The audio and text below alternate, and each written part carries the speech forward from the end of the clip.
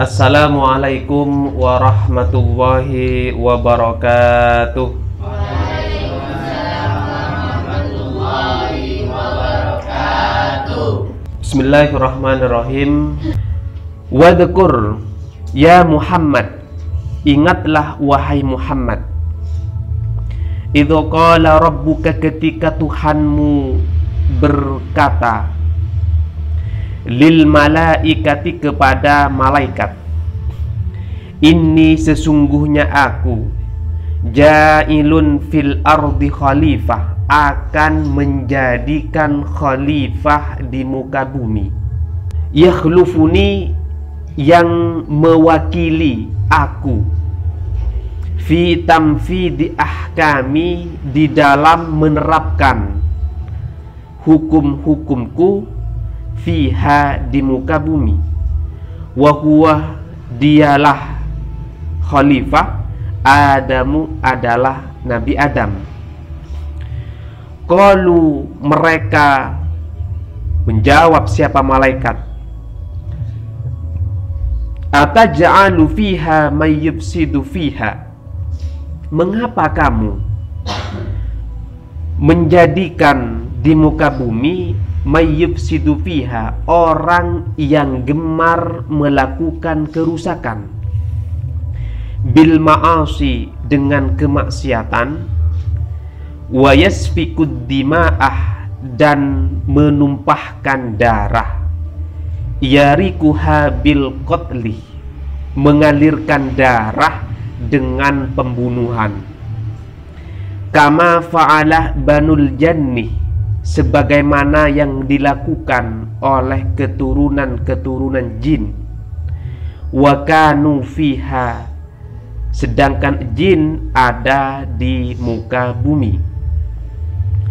Falamma afsadu, maka setelah mereka melakukan kerusakan, arsalallahu alaihim, Allah mengutus kepada mereka al-malaikatah, malaikat-malaikat. Fataraduhum, maka malaikat menyingkirkan atau mengusir jin, ilal jazairi wal jibali, ke beberapa pulau dan beberapa pegunungan. Wa nahnu nusabbihu, dan kami bertasbih, mutalabbisina bihamdika, dengan memuji kamu. Ainaqulu, maksudnya kami mengucapkan subhanallahi wa bihamdi, yaitu bacaan subhanallah wa bihamdi, ini termasuk tasbih. Wa nusabbihu wa nuqaddisulak, dan kami mensucikan kamu. Nunazzihukah, kami mensucikan kamu, amma la yaliku bikah, dari sesuatu yang tidak pantas disandingkan kepada kamu. Fallamu, maka adapun lam pada kata laka, zaidatun, adalah tambahan, wal jumlatu, adapun jumlah atau kalimat wa nahnu nusabbihu bihamdika wa nuqaddisulak, halun, adalah menjadi hal atau penjelas. Ai, maksudnya, fanahnu ahakku bil istikhlafi, kami lebih pantas menjadi khalifah. Qala ta'ala, Allah menjawab, inni a'lamu ma la ta'lamun, sesungguhnya aku lebih tahu apa yang kamu belum ketahui. Minal maslahati, termasuk kemaslahatan, fistikhlafi adama, di dalam menciptakannya Adam sebagai khalifah. Wa anna dzurriyyatahu, sesungguhnya keturunannya Adam, fihim al-muti'u wal 'asi, di antara mereka ada yang taat dan ada yang bermaksiat. Fayadharu, maka tampak al-adlu, keadilan, bainahum, di antara mereka. Faqalu, maka mereka berkata, siapa malaikat ini ya, la yahluqah rabbuna, Tuhan kami tidak akan menciptakan khalqan akramah alaihi minna wala a'lamah, ciptaan yang lebih mulia dan yang lebih tahu dibandingkan kami. Lisabqina lahu, karena kami lebih dulu daripada mereka. Wa ru'yatina, dan kami tahu malam yarahu, apa yang ia belum ketahui. Fakhalaqallahu ta'ala, maka Allah menciptakan Adam, kepada Nabi Adam, min adimil ardi, dari permukaan bumi atau tanah, ay wajhiha, permukaan tanah, bi'anqabadah, dengan menggenggamnya, qabdatan min jami'i alwaniha, dengan genggaman dari semua warna-warnanya bumi. Wa ujinat, dan diadoni apa genggaman bumi tersebut ya, tanah, bil miyahil mukhtalifati, dengan dicampur air yang bermacam-macam. Wasawwahu, dan ia bermaksud siapa Allah untuk menciptakan Nabi Adam ini maksudnya.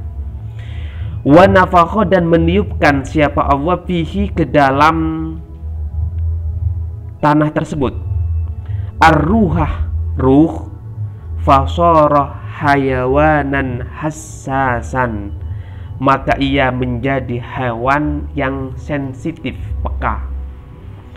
Ba'da angkana jamadan, setelah ia jamadan, adalah benda padat atau mati. Pada ayat yang ke-30 ini menceritakan atau menggambarkan tentang perdebatan antara malaikat dengan Tuhan. Ini menarik ini. Malaikat dan Tuhan pernah berdebat ketika Tuhan menginformasikan kepada malaikat, wahai malaikat, istilahnya lah malaikat Tuhan ini menginformasikan atau memberitahukan malaikat bahwa Tuhan ini akan menciptakan khalifah. Khalifah ini adalah wakil Tuhan yang bertugas tamfidu ahkam, apa? Menerapkan hukum-hukum Tuhan. Tuhan ini punya dua hukum. Yang pertama ada namanya sunnatullah, hukum kausalitas, sebab akibat. Misalkan, kalau saya makan, maka akibatnya. Kalau saya belajar, maka akibatnya. Nah, gitu. Itu namanya hukum sebab akibat. Hukum yang kedua adalah i'anatullah, yaitu hukum pertolongan Allah. Hukum ini berbeda dengan hukum yang pertama. Kalau hukum yang pertama harus ada sebabnya, baru ada akibatnya. Tapi kalau hukum yang kedua, walaupun sebabnya nggak ada, akibatnya pasti ada. Karena ini sudah pertolongan Tuhan. Contoh, ada orang jatuh dari kapal terbang atau dari pesawat. Kira-kira kalau secara rasional, akal sehat, itu hidup atau mati? Mati. Tiba-tiba ini hidup. Kira-kira ini masuk akal atau enggak? Nah, karena enggak masuk akal, berarti ini termasuk pada hukum yang kedua. Apa? I'anatullah. Berarti orang ini mendapat pertolongan Tuhan. Contoh yang paling gampang. Sampian misalkan Ripin, sapawarana nikah, tidak bermaksud untuk merendahkan atau menjelek-jelekkan. Ripin misalkan naksir seorang perempuan yang cantik banget. puternya kiai lagi. Iya. Kaya lagi. Pokoknya berbanding 180 derajat. Kalau secara akal sehat, Affan udah bilang, Pin, udah mundur aja. Itu udah nggak bakal diterima kamu itu. Tapi Ripin kan mengandalkan Tuhan. Oke, Van, hukum itu kan ada dua. Ada hukum sunnatullah, itu yang secara rasional. Jadi kalau orang kaya biasanya dikawin orang kaya, putranya kiai biasanya dikawin oleh putranya kiai. Tapi ada hukum yang kedua, apa? I'anatullah, pertolongan Tuhan. Artinya gimana? Walaupun saya ini putranya petani, tidak kaya, wajah pas-pasan, tapi kalau sudah mendapatkan pertolongan Tuhan, ada uluran tangan Tuhan yang membantu saya, apa boleh tidak, saya akan bisa mendapatkan dia. Ini kan begitu kan ya. Jadi dalam hidup ini jangan hanya mengandalkan hukum yang pertama, juga pikirkan hukum yang kedua, libatkan hukum yang kedua. Gimana cara untuk melibatkan hukum yang kedua? Yaitu menggunakan doa.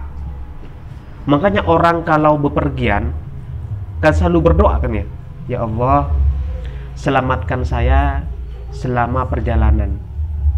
Kenapa? Karena tidak ada orang yang naik transportasi pengen celaka. Enggak ada kan ya? Enggak ada. Enggak ada orang yang naik pesawat pengen jatuh. Enggak ada. Semuanya pengen selamat. Makanya pengen selamat ini adalah minta pertolongan kepada Tuhan.